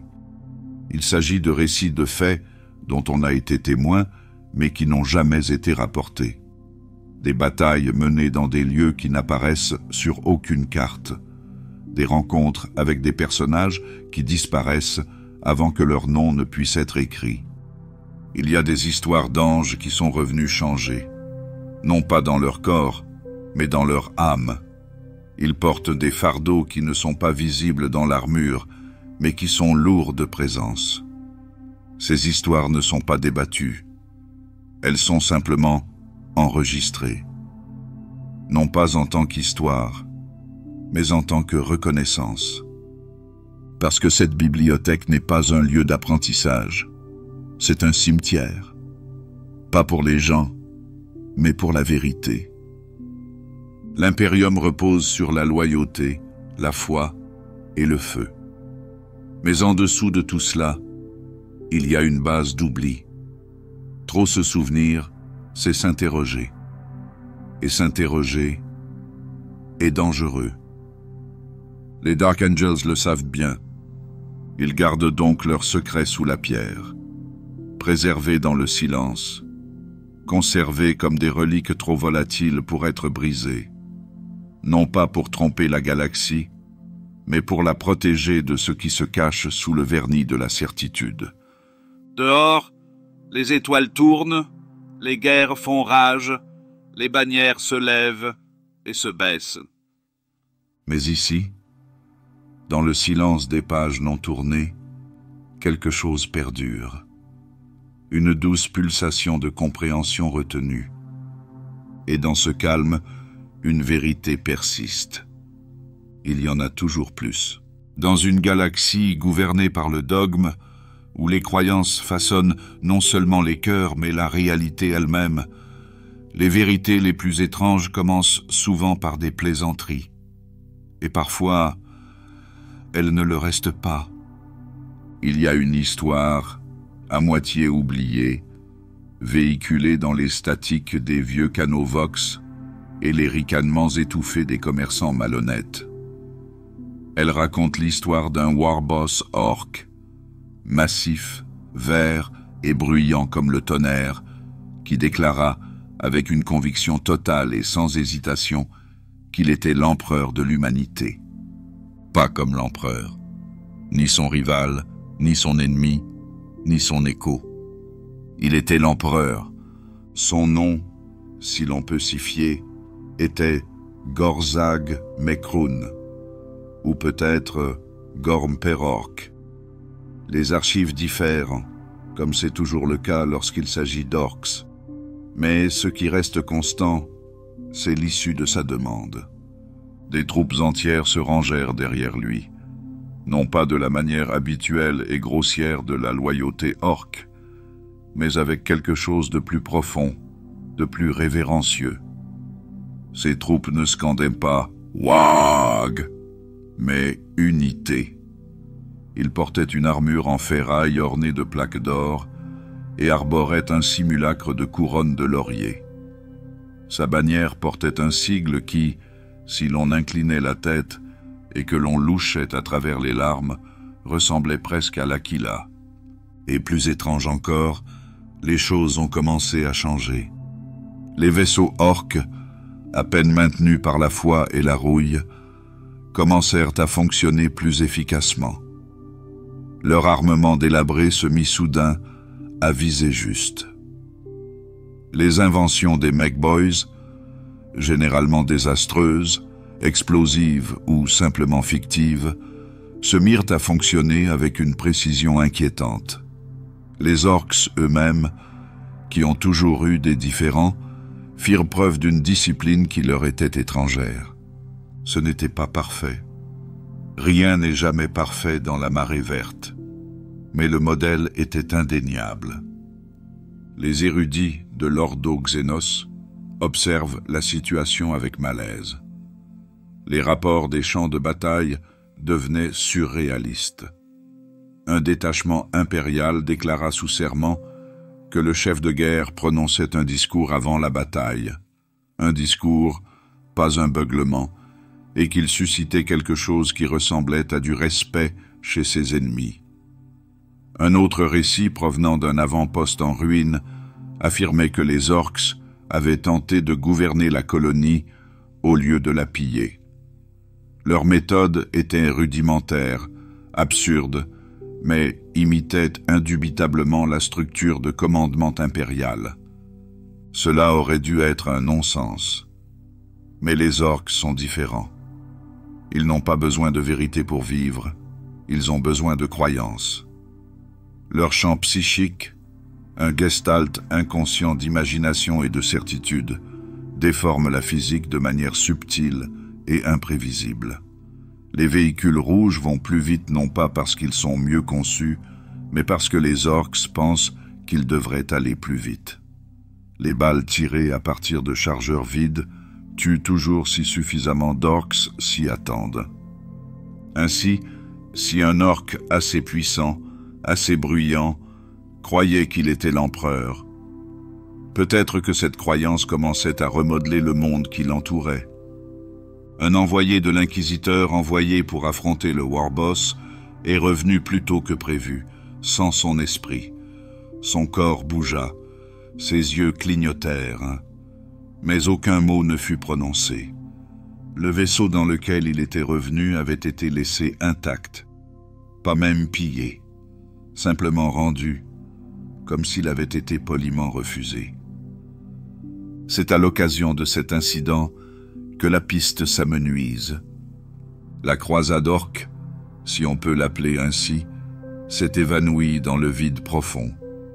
Pas de bataille massive, pas de grande extermination. Simplement, le silence. Une théorie veut qu'une tempête de distorsion ait englouti la flotte. Une autre suggère que le chef de guerre a simplement changé d'avis et s'est déclaré « the biggest git instead », rompant ainsi le charme. Mais il y a des fragments. Une capture d'image montrant un personnage doré se tenant au sommet d'une basilique détruite, trop grand, trop large, mais posé de manière à imiter sans équivoque les statues impériales. Un clip audio, en grande partie statique, contenant les mots suivants. « Nous devons protéger la maison. Nous devons protéger les enfants. Ils sont à nous. » Une ardoise de données trouvée à bord d'un vaisseau à la dérive, énumérant des plans de bataille classés dans un ordre qui s'en rapproche dangereusement. L'Adeptus Mechanicus a rejeté ces rapports comme étant des faux. L'Inquisition a mis les rapports sous scellés. Mais les chuchotements persistent. Et la question demeure. Que se passe-t-il lorsque la foi est suffisamment forte pour raisonner? Parce que la croyance, dans un avenir sombre et sinistre, n'est pas douce, elle n'est pas tranquille. Elle façonne le monde, elle brise les règles, elle transforme les mythes en monuments. Et si les orques, dans leur unité chaotique, y croient suffisamment, alors même l'empereur pourrait se retrouver avec un reflet vert quelque part dans les étoiles. L'histoire est racontée sur le ton de la plaisanterie, lorsque la tension est à son comble sur les navires solitaires. Elle fait rire, des rires nerveux, et lorsque le rire s'estompe, il y a souvent une pause, une interrogation silencieuse. Si la réalité se plie aux croyances, alors qui décide vraiment de ce qui est réel? Et peut-être que là-bas, à la dérive, là où la distorsion et la volonté se mêlent, une voix crie encore à travers les étoiles, non pas en signe de défi, mais en signe de certitude. « Ouah! Je suis l'empereur maintenant !» Et dans le long silence qui suit, quelque chose qui ressemble à de la révérence persiste. Au cœur de l'impérium, il est l'empereur, incontesté, inflexible, éternel. Son visage doré veille sur chaque sanctuaire, chaque cathédrale, chaque serment prêté par les fidèles. Mais même les dieux portent de nombreux masques, et au-delà des salles de l'ecclésiarchie, dans les coins perdus des mondes oubliés, son nom n'est pas toujours le même. Il parle de lui sous des cieux différents. Dans les ruines poussiéreuses d'un sanctuaire monde, il y a une statue sans visage. Ses robes brillent grâce aux paillettes d'or pressées dans la pierre. Les habitants ne l'appellent pas l'empereur. Ils l'appellent le roi radieux. Pour eux, il est le créateur du jour, la raison pour laquelle le soleil se lève. Les offrandes sont déposées non pas dans la prière, mais dans le silence. Pièces de monnaie, plumes, feuilles pliées. Chacune d'entre elles est laissée dans un schéma que l'on ne comprend plus, mais qui n'a jamais été brisé. Dans un système obscur aux confins du Segmentum Pacificus, il existe un ordre de moines du vide qui n'a jamais prononcé à haute voix le mot « empereur ». Pour eux, il est le berger silencieux. Leurs chants sont chantés dans des tonalités destinées uniquement à être entendues dans la distorsion, sans ton, dissonant, à la dérive. Ils croient qu'ils guident les âmes des fidèles, non pas par des mots, mais par l'absence. Leurs bibliothèques sont des parchemins vides, leurs temples sont construits sans autel.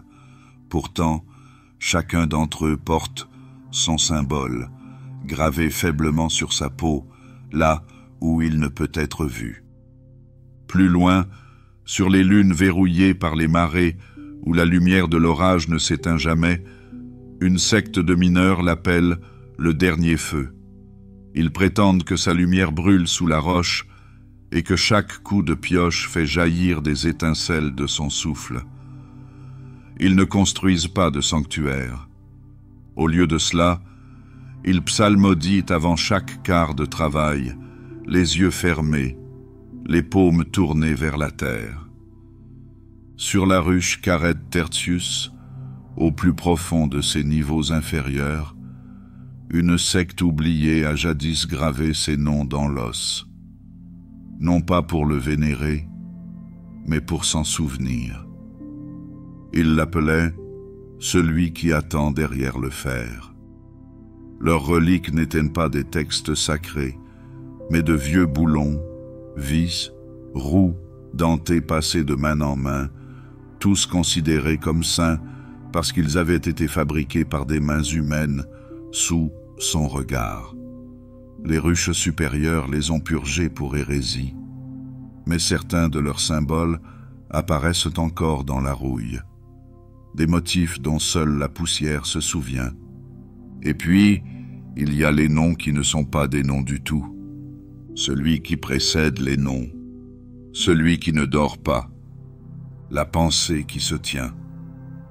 Ces fragments apparaissent dans des dialectes longtemps enfouis, dans des textes exhumés sous la cendre, dans des rêves partagés par des astropathes qui ne se sont jamais rencontrés. Ce ne sont pas des noms au sens propre, mais des impressions, des échos de la façon dont il est ressenti et non de la façon dont il est appelé. Certains membres de l'Ordo Ministorum insistent sur la nécessité d'éliminer de telles divergences. Ils disent que diviser son nom, c'est diviser sa volonté. Mais il y a trop d'étoiles, trop de voix, et la distorsion se souvient de chacune d'entre elles. En réalité, même au sein du culte impérialis, ces titres sont innombrables. Maître de l'humanité, le Seigneur du trône d'or, Sauveur de Terra, le Dieu charognard. Certains sont prononcés avec révérence, d'autres avec ressentiment. Mais toutes sont vraies à leur manière. Car un être aussi immense ne peut être contenu par une seule parole. Tout comme la lumière se courbe à travers le cristal, sa présence se fragmente en formes adaptées à ceux qui ont besoin de lui. Il y a longtemps, un scribe a écrit que le véritable nom de l'empereur est inconnaissable, que le prononcer, c'est cesser d'être séparé de lui. Le texte a été brûlé, mais l'idée persiste, doucement, comme la fumée d'une bougie.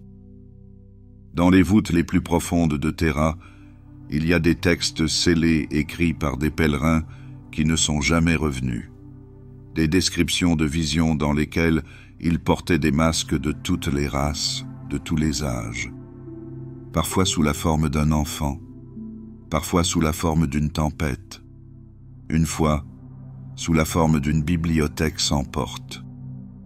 Un vieil adage est chuchoté parmi les commerçants malhonnêtes. Chaque système a un mot pour lui, même ceux qui ne le connaissent pas. Certains sont plus proches que d'autres, certains ne sont que des ombres, mais même une ombre montre que quelque chose se tient dans la lumière. L'empereur marche donc sous plusieurs noms, non pas par déception, mais parce que la vérité, sa vérité, est trop vaste pour une seule voix. Elle doit être répercutée, réfractée, remodelée pour être retenue. Et encore, à peine. Dans cette galaxie de guerre, de pertes, de nuits sans fin, les noms sont parfois tout ce que nous pouvons retenir. Ce sont des fils, ce sont des encres. Et qu'on l'appelle le roi radieux, le berger, ou simplement lui. Les étoiles tournent toujours en son nom, en douceur, toujours. Il y a un monde qui se répète, pas dans l'histoire, pas dans l'habitude, mais dans la forme. Là où chaque lever de soleil a déjà eu lieu, et où chaque pas résonne de futurs jamais vécus, un endroit où le temps ne s'écoule pas mais tourne en rond, doucement, sans fin, sans limite à trouver. Selon l'Imperium, il s'agit d'Eidolon 9, une sphère isolée suspendue au bord d'un couloir de distorsion mineure, autrefois considérée comme une colonie viable, autrefois le sujet d'une cartographie pleine d'espoir. Mais plus maintenant. Personne ne la cartographie aujourd'hui. Sa surface, vue de l'orbite, est ordinaire. Des bleus et des argentés pâles, des plaines de sable cristallin, un ciel calme, parsemé de nuages changeants qui ne forment jamais de pluie. Mais sous cette tranquillité se cache une distorsion, un pliage de l'expérience qui n'a pas lieu d'être. Le premier régiment envoyé pour étudier la planète n'est pas revenu, pas dans le sens habituel du terme. Leurs signaux vox persistaient, piégés dans des transmissions en boucle, répétant les ordres de terrain, les mêmes rapports, encore et encore, comme s'ils étaient pris dans un souffle qui ne s'arrêtait jamais. Lorsque la deuxième force est arrivée pour enquêter, elle a trouvé des camps déjà construits, avec leur propre désignation d'unité, des tentes familières, des outils familiers, des choses qu'ils n'avaient pas encore déployées. Ils n'ont rien touché. Mais alors que le soleil plongeait sous l'horizon, encore une fois, ils commencèrent à se voir. Non pas des reflets, non pas des ombres, mais des répliques. Des figures se déplaçant en tandem à quelques battements de cœur derrière, prises dans une routine en miroir. Face à eux, ces doubles ne disparaissaient pas. Ils imitaient, clignotaient et reprenaient leur chemin, enfermés dans des rituels qui n'étaient plus liés à une intention. Sur Eidolon 9, le temps ne se comporte pas. Il se plie. Pas violemment, pas visiblement, mais doucement. Une douce boucle qui s'enroule autour de la perception comme un brouillard. Les heures passent, mais les souvenirs s'effacent. Un instant, un soldat patrouille. L'instant d'après, il se réveille à nouveau, ses bottes encore sales, ses mains encore tremblantes, les mots inachevés d'une conversation qu'il ne se souvient pas avoir entamée. Et plus profondément encore, la planète écoute. Des théories ont émergé. Contamination de la distorsion, peut-être. Une hémorragie d'une ancienne faille. Des murmures plus troublants suggéraient le contact de Slaanesh, dont les dons ne sont pas toujours des chants et des excès. Parfois, il s'agit d'immobilité, une prison de sensations, le plaisir de la familiarité, la douleur de la répétition. Certains survivants parlent de chambres qu'ils ne pouvaient pas quitter, non pas fermées à clé, mais ancrées. En sortir, c'était y retourner. Certains ont trouvé des versions d'eux-mêmes qui les attendaient, souriant avec trop de dents, parlant dans des énigmes apprises seulement dans les rêves. Le paysage obéit à la même loi. Les collines s'élèvent et s'abaissent selon des schémas. Les arbres réapparaissent avec les mêmes cicatrices. Les étoiles parcourent les constellations, puis s'inversent. Tout semble avoir été répété, usé. Comme une pièce de théâtre montée une fois de trop. Une soldate, retrouvée quelques semaines après la disparition de son unité, n'a pas vieilli. Elle portait la même armure. Elle respirait le même air recyclé. Son dernier souvenir était celui de son arrivée. Pourtant, les carnets de bord qu'elle portait étaient remplis d'entrées, des pages de jours répétées, toutes écrites de sa main, mais aucune de sa voix. L'Ordo Malleus est intervenu. Ils ont apporté des chants nuls, des amortisseurs psy, des escortes de terminateurs. Rien n'y fit. Un inquisiteur, connu pour son stoïcisme, se promena dans un bosquet et se retrouva entouré d'enfants, les siens, qui n'avaient jamais vécu. Il chantait son nom dans une berceuse. Il ordonne que le bosquet soit brûlé. Le feu brûle en sens inverse. Certains pensent qu'Eidolon IX n'est pas maudit mais blessé. Une blessure dans le temps qui se répercute à chaque seconde depuis le moment où elle a été infligée. Peut-être une ancienne catastrophe. Peut-être le dernier souffle d'un démon. Peut-être simplement la distorsion elle-même, se pliant à l'amusement.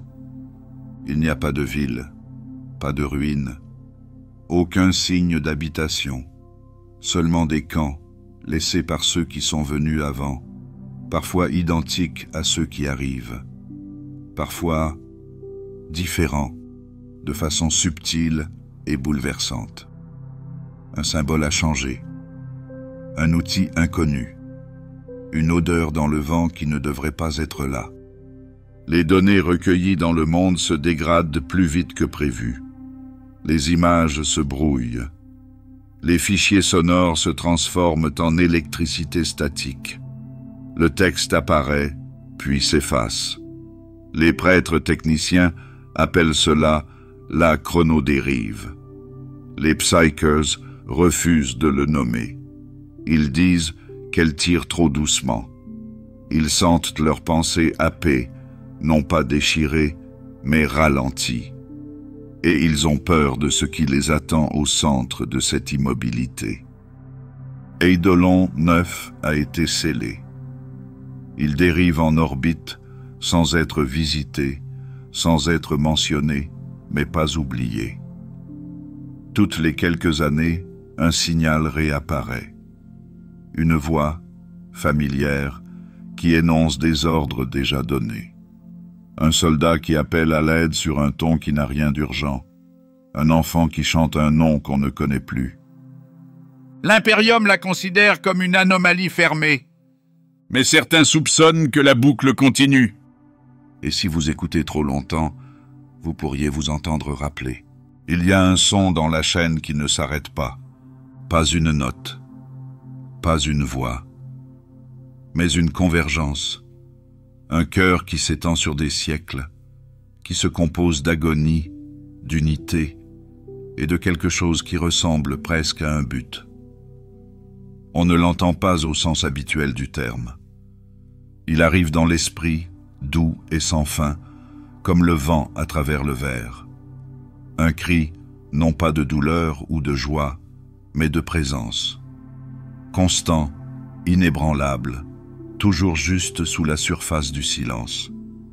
On les appelle le cœur qui ne s'arrête jamais. Leur origine n'est pas claire. Certains pensent qu'il s'agit d'une expérience ratée de l'Adeptus Astra Telepathica, une tentative de créer un système d'alerte psychique à longue portée. D'autres suggèrent qu'il faisait autrefois partie du propre réseau psychique de l'empereur, brisé pendant l'hérésie d'Horus, puis laissé à la dérive. Mais même ces spéculations sont enveloppées de rédactions et de mythes. Ce que l'on sait, c'est qu'il y a des psychers, disséminés dans la distorsion, liés entre eux par une résonance harmonique. Ils ne sont pas reliés par une machine ou un signal, mais par un cri si fin, si parfaitement modulé, qu'il ne ressemble plus à de la douleur. C'est orchestral, équilibré, sans fin. Chaque membre de la chorale a été un jour un être humain. Certains se sont portés volontaires, d'autres ont été choisis. Tous ont été touchés par la chaîne, leurs voix ont été entraînées dans le pli comme des fils dans un métier à tisser. Ils ne bougent plus. Leurs corps, là où ils demeurent, sont suspendus dans des cuves ou scellés dans des voûtes. Mais leurs esprits n'ont pas dormi depuis des siècles. Le cœur ne parle pas. Il ne chante pas d'hymne. Il émet une tonalité, une fréquence stratifiée qui change non pas avec le temps, mais avec l'alignement. Un changement dans la distorsion, un scintillement de corruption, un pic de turbulence psychique, et le son s'aiguise, s'approfondit, oscille. Le cœur répond. Les navires traversant les régions touchées signalent d'étranges harmoniques dans leurs unités vocales. Il ne s'agit pas d'ondes statiques, mais d'un modèle. Les navigateurs le ressentent plus clairement, comme un bourdonnement derrière les yeux, une vibration basse et persistante dans leurs os. Ce n'est pas dangereux, mais c'est troublant.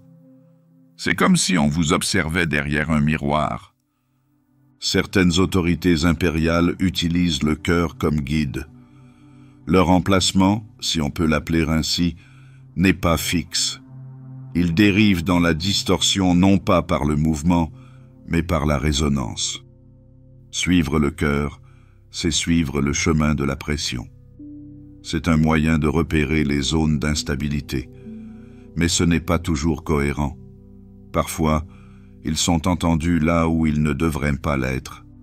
Parfois, ils disparaissent complètement.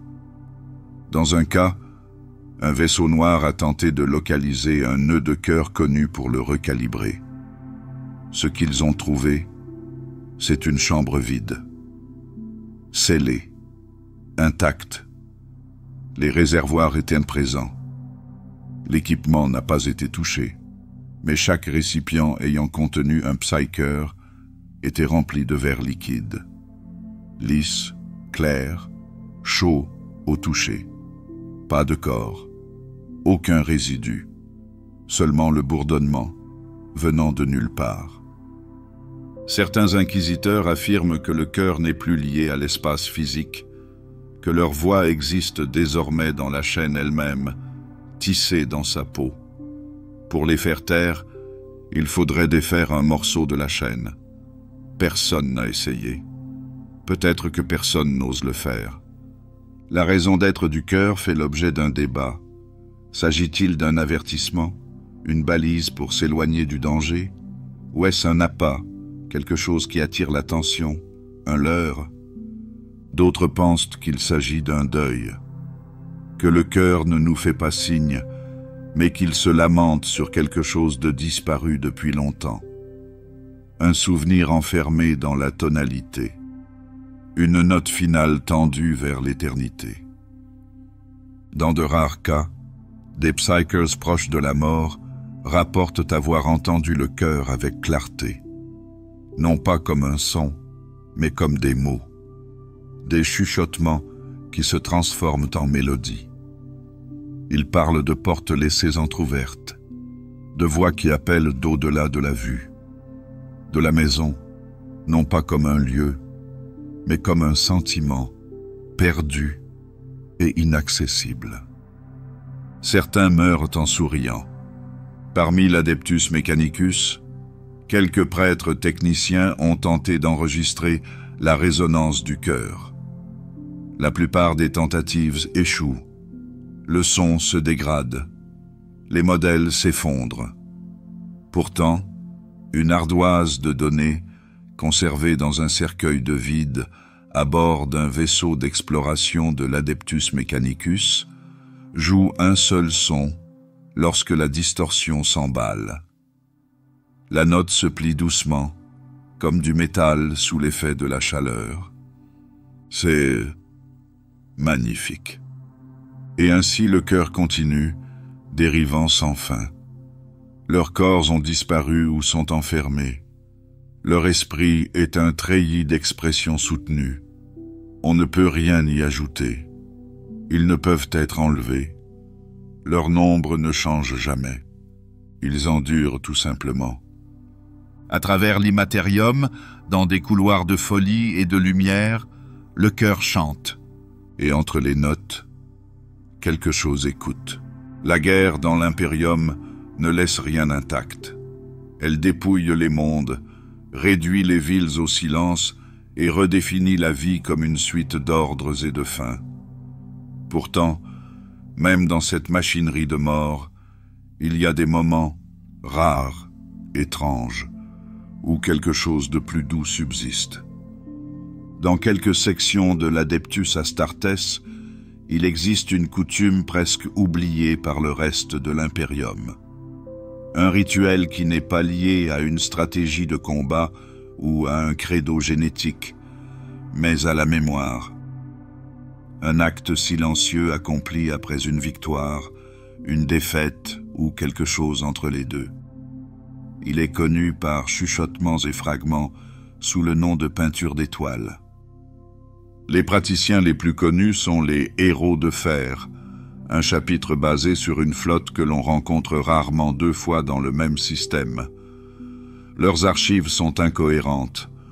Leur héraldique change subtilement entre les déploiements, mais ceux qui servent à leur côté font état d'une suite particulière.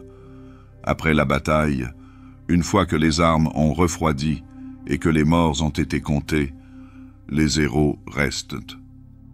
Pas longtemps, juste assez longtemps.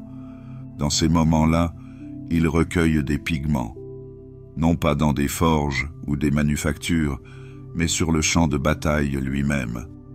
La poussière de la pierre cratérisée, la cendre des tours en ruine, du métal fondu provenant de coques brisées. Ces matériaux sont mélangés avec soin au solvant de leur propre armure, écorchés sur les bords des poldrons, des plastrons, des lames émoussées par le service. Puis, sous les étoiles pâles, ils peignent. Pas des symboles de victoire, pas des avertissements aux ennemis, mais des peintures murales, des spirales, des lignes qui tracent des constellations inconnues des cartes impériales, des scènes de souvenirs qui n'ont peut-être jamais eu lieu, le visage d'un frère de bataille, rendu par des débris écrasés, l'horizon d'une ville qui n'existe plus. Autrefois, une simple fleur peinte sur la coque d'un Rhino en ruine. Ils n'expliquent pas leur travail, ils n'invitent pas aux commentaires. Ils peignent en silence, entourés des échos de la guerre, et lorsqu'ils partent, ils laissent l'art derrière eux. D'autres chapitres le considèrent comme excentrique. Certains parlent de faiblesse. Mais des rumeurs font état de pratiques similaires au sein de confréries isolées. Les Lamenters qui gravent des vers sur des douilles d'obus, ou les Star Scythe qui arrangent leurs morts comme des constellations avant de les enterrer. Il ne s'agit pas de tactique. Il s'agit d'un langage dont seuls les perdus se souviennent. Les héros de fer, lorsqu'ils ont été interrogés, se sont contentés de dire ceci. Nous rappelons aux étoiles que nous étions ici. Cette pratique n'est pas sanctionnée. Elle n'est pas documentée dans le Codex Astartes, mais elle perdure, comme une chanson que l'on fredonne après que le chanteur soit parti. Les origines de la peinture d'étoiles sont inconnues. Certains pensent qu'il s'agit d'un mécanisme d'adaptation pendant les longs déploiements, un art fait non pas pour s'exprimer, mais pour s'ancrer.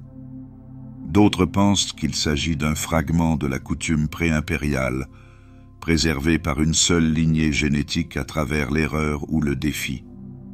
Dans un rapport archivé, une sœur de la bataille a rencontré la peinture d'un héros sur une lune désolée. Elle représentait non pas la guerre, mais la paix. Des enfants en train de jouer, des bâtiments intacts, un ciel épargné par le feu. Elle affirma que cette peinture l'avait fait pleurer sans savoir pourquoi. Elle ne l'effaça pas. Une autre histoire raconte qu'un groupe de guerre du chaos est tombé sur un tableau d'étoiles gravé dans le mur d'un bunker. Le chef, en la voyant, a interrompu l'assaut. Pour des raisons non expliquées, il a ordonné le retrait. La peinture est restée intacte.